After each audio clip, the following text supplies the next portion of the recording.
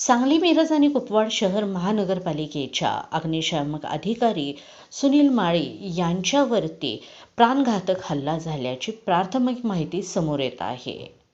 हल्ला झाल्यानंतर सुनील माळी यांना मेहता हॉस्पिटलमध्ये दाखल करण्यात आलेले असून त्यांच्यावरती मेहता हॉस्पिटलमध्ये सध्या उपचार सुरू असल्याची माहिती समोर येत आहे.